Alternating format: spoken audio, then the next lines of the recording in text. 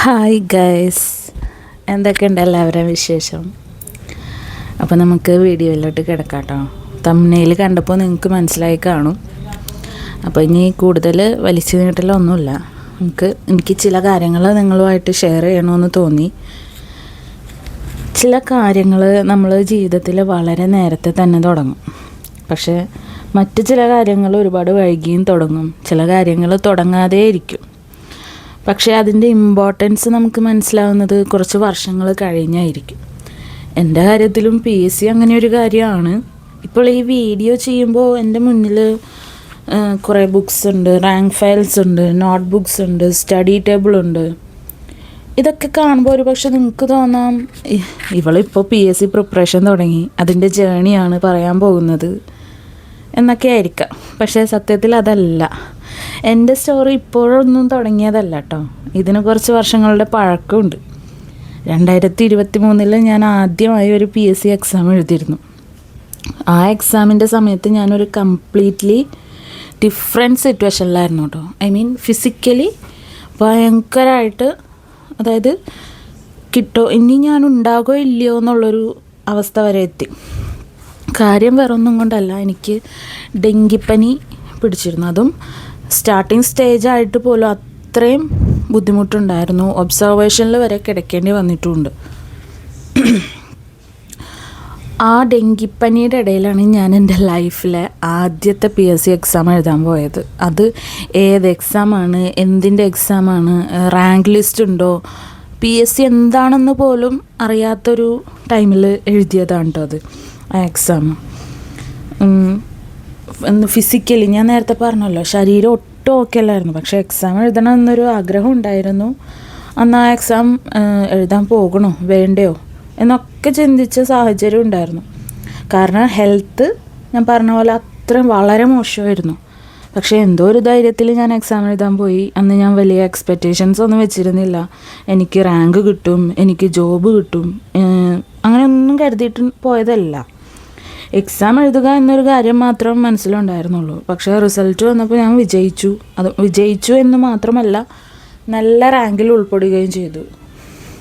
ഒരു കാര്യം എനിക്ക് പേഴ്സണലി വളരെ സ്പെഷ്യലായിരുന്നു. കാരണം ഞാൻ അത് എഴുതിയത് പോലും വളരെ നല്ലൊരു ഹെൽത്ത് കണ്ടീഷനിൽ ആയിരുന്നില്ല. അതിനുശേഷം സ്വാഭാവികമായും ഒരു പ്രതീക്ഷ ഉണ്ടാവും, may be this is it, may be ഇനി എൻ്റെ ജീവിതത്തിൽ ഒരു മാറ്റം വരും എന്നുള്ളൊരു തോട്ട് വന്നു. പക്ഷെ എല്ലാ കഥകളും നമ്മൾ പ്രതീക്ഷിക്കുന്ന പോലെ ഒന്നും അവസാനിക്കണമെന്നില്ലല്ലോ. ബാങ്ക് കൊടുക്കുന്നുണ്ട് കേട്ടോ ഇവിടെ. അതാണ് റാങ്ക് കിട്ടിയിട്ടും പിന്നീട് വന്ന സെക്കൻഡ് മെയിൻ ലിസ്റ്റിൽ എനിക്ക് ഉൾപ്പെടാൻ കഴിഞ്ഞില്ല. അവിടെ ഒരു ചെറിയ ഡിസപ്പോയിൻമെൻറ്റ് ഉണ്ടായിരുന്നു. Sorry guys.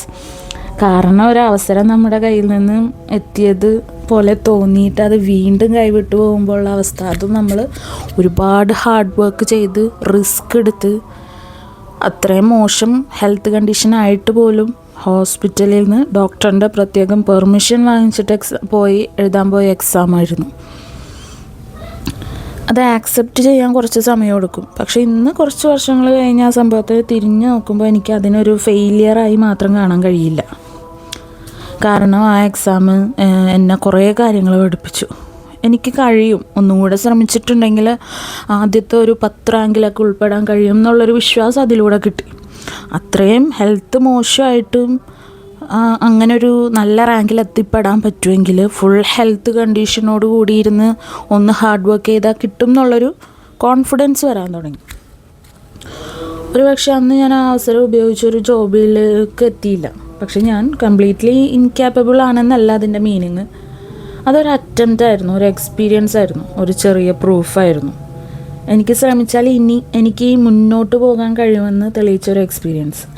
അതുകൊണ്ടാണ് ഇപ്പോൾ ഈ ബുക്സ് കാണുമ്പോൾ എനിക്ക് അത്ര വലിയ എക്സൈറ്റ്മെൻറ്റിനേക്കാൾ കൂടുതൽ ഒരു ഫെമിലിയർ ഫീലിംഗ് ആയിട്ട് വരുന്നത്.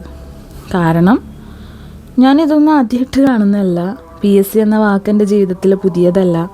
പക്ഷേ എൻ്റെ ജീവിതം എപ്പോഴും ഒരേ രീതിയിലായിരുന്നില്ല കേട്ടോ. അതും വേറൊരു കാര്യമാണ്.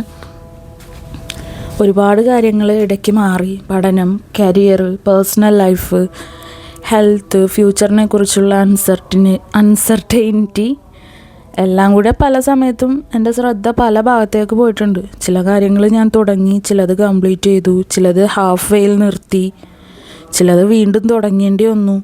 അതിനിടയിൽ PSC പോലുള്ള കാര്യങ്ങളും ഒരു സമയത്ത് പിന്നിലേക്ക് പോയി. അതുകൊണ്ട് ഇന്ന് ഞാനിവിടെ ഇരുന്ന് ഞാൻ ദിവസവും ഇത്ര മണിക്കൂർ PSC പഠിക്കുന്നു എന്നൊന്നും പറയാൻ പോകുന്നില്ല. അത് നിങ്ങൾ പ്രതീക്ഷിക്കുകയേ വേണ്ട കേട്ടോ.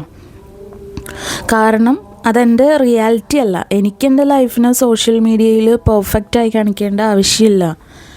എൻ്റെ ടേബിൾ എപ്പോഴും ക്ലീൻ ആയിരിക്കണം എന്നില്ല, എൻ്റെ ദിവസവും സ്റ്റഡി ചെയ്യാൻ കഴിയണമെന്നില്ല, എൻ്റെ എല്ലാ ദിവസവും മോട്ടിവേഷൻ ഉണ്ടാകണമെന്നില്ല. ചില ദിവസങ്ങളിൽ ഒരു നോട്ട്ബുക്ക് തുറക്കാൻ പോലും മൂടുണ്ടാകില്ല. ചില ദിവസങ്ങളിൽ നമ്മൾ എന്താണ് ചെയ്യേണ്ടത് എന്ന് തന്നെ അറിയാതിരിക്കും. അത് ലൈഫിൻ്റെ ഒരു ഭാഗമാണ്. നമ്മൾ ഒറ്റയടിക്ക് അതിനെ മടി എന്ന് നമുക്ക് നിർവചിക്കാൻ പറ്റില്ല. സോഷ്യൽ മീഡിയയിൽ കാണുന്ന സക്സസ് സ്റ്റോറീസിൽ പലപ്പോഴും കാണാത്തൊരു ഭാഗമാണത്. നമ്മൾ റിസൾട്ട് കാണും, റാങ്ക് കാണും, ജോബ് കാണും, പക്ഷേ സക്സസ് കാണും. പക്ഷേ അതിന് മുമ്പുള്ള കൺഫ്യൂഷൻസ് ആരും കാണാറില്ല. എത്ര തവണ വീണ്ടും തുടങ്ങേണ്ടി വന്നു എന്ന് ആരും കാണാറില്ല. എത്ര തവണ പ്ലാൻ മാറ്റേണ്ടി വന്നു എന്ന് കാണാറില്ല.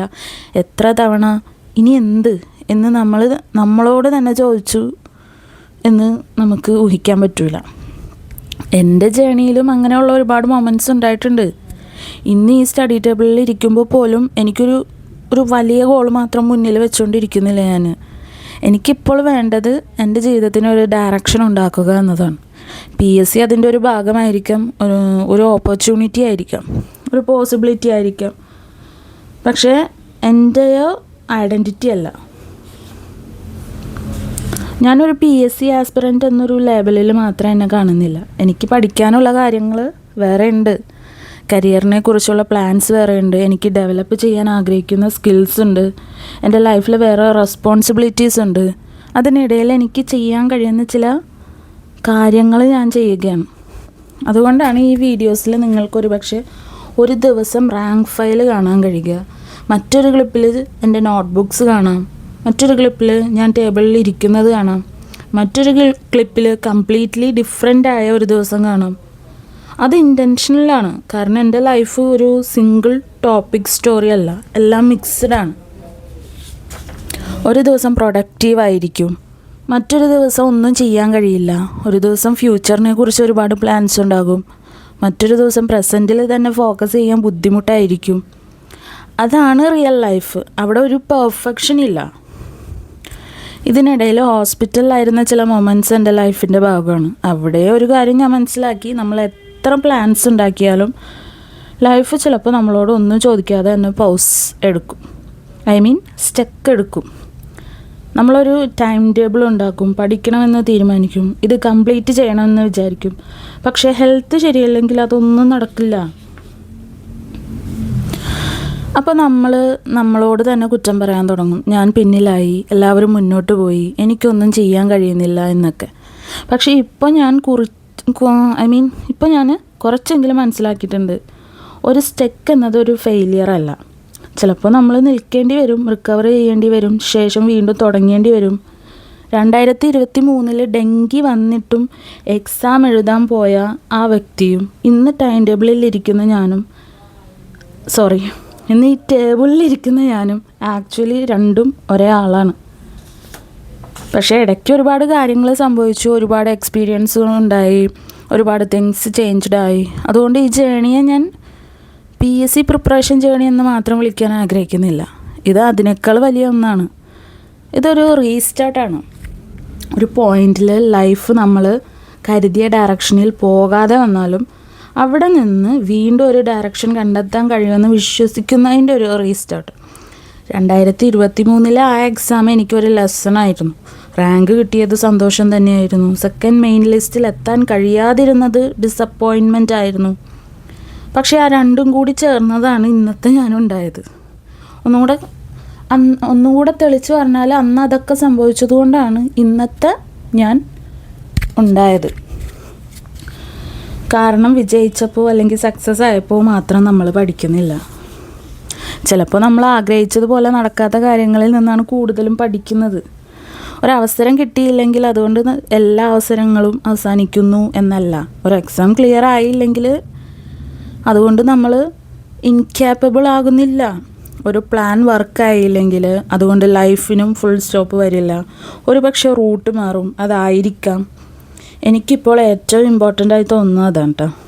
എനിക്ക് എവിടെ എത്തുമെന്ന് ഇപ്പോൾ തന്നെ പറയാൻ കഴിയൂല. എനിക്കൊരു റാങ്ക് വരുമെന്ന് പ്രോമിസ് ചെയ്യാനും കഴിയില്ല. ഒരു ജോബ് എപ്പോൾ കിട്ടുമെന്ന് പറയാനും കഴിയില്ല. പക്ഷെ ഞാനൊരു കാര്യം പ്രോമിസ് ചെയ്യാം, ഞാൻ എന്നെ തന്നെ കംപ്ലീറ്റ്ലി ഗിവ് അപ്പ് ചെയ്യാൻ ആഗ്രഹിക്കുന്നില്ല. അതാണ് റിയാലിറ്റി. എനിക്ക് കഴിയുന്നിടത്തോളം ഞാൻ ശ്രമിക്കും. ചിലപ്പോൾ വളരെ സ്ലോ ആയിട്ടായിരിക്കും, ചിലപ്പോൾ ഒരു സ്റ്റെപ്പ് മാത്രമായിട്ടായിരിക്കും, പക്ഷെ മുന്നോട്ട് പോകാൻ ശ്രമിക്കും. ഈ നോട്ട് ബുക്സിൽ എഴുതുന്ന ഓരോ കാര്യവും, എൻ്റെ ബുക്സിൻ്റെ ഓരോ പേജും, ഇവയെല്ലാം ഒരിക്കലും എൻ്റെ ലൈഫിൻ്റെ ഒരു ചെറിയ ഭാഗം മാത്രമായിരിക്കും.